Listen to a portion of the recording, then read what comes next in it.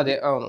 జనసేన పవన్ కళ్యాణ్ జగన్ మీద తీవ్రంగా ద్వేషంతో ఉంటాడు కానీ మన మీద అట్లాగేం లేదు, మనం అంటే సపోర్టింగ్ గానే ఉన్నాడు. ఇంకోటి గ్రౌండ్ లెవెల్లో జనసేన కేడర్ మనతో సపోర్ట్ గానే ఉన్నారు. మనం కొడితే ఏమవుతుంది, తలకాయ పగల కొడితే ఏమవుతుంది, ఆస్తి లాక్కుంటే ఏమవుతుంది, ఆస్తి ధ్వంసం చేస్తే ఏమవుతుంది, విగ్రహాలు ధ్వంసం చేస్తే ఏమవుతుంది, శిలాఫలకం ధ్వంసం చేస్తే ఏమవుతుంది, ఏమీ చేయట్లేదు.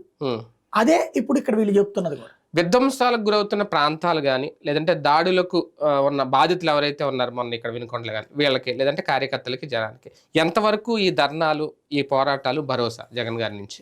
ఒకటి, మనుషుల్ని అయితే ఇళ్ళ దగ్గరికి పంపిస్తున్నాడు, పరామర్శించేలా చేస్తున్నాడు.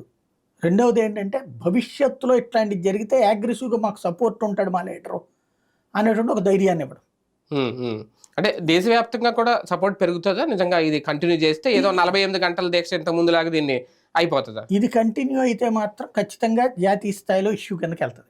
ఎందుకంటే ఇప్పుడు వీళ్ళు పద్దాక బెంగాల్ని ఎత్తి చూపెడుతుంది బీజేపీ, బెంగాల్లో రాజకీయం అనేది. ఇప్పుడు ఇతను చూపెట్టిన తర్వాత ఐఎన్డీఏ పక్షాలకు ఒక ఛాయిస్ వచ్చింది, ఈవెన్ మమతా బెనర్జీ కూడా.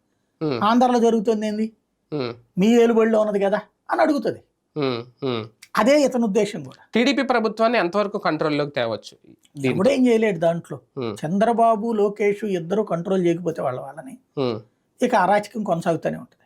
అంటే చూసి చూడనట్టు వదిలేస్తున్నారా ఏంటనేది ఒక కాన్సెప్ట్. ఈయన ఢిల్లీ వెళ్ళి ఈ పోరాటం మొదలు పెట్టడం వల్ల అలర్ట్ అవుతారా రాష్ట్ర ప్రభుత్వం కూడా? దాన్ని బేస్ చేసుకుని ప్రజల నుంచి వ్యతిరేకత వస్తుందేమో. జరిగాక రేపు జరుగుతుందని తెలుసుకోండి, నిన్న రాత్రి కాళ్ళు ఎరగొడితే వీళ్ళ చేతిలో ఉండదు. నేను ఇంతకుముందు కూడా చెప్పా, కర్ర కత్తి చేతిలో ఉన్నోడికి నీ వెనకాల నేనున్నాననే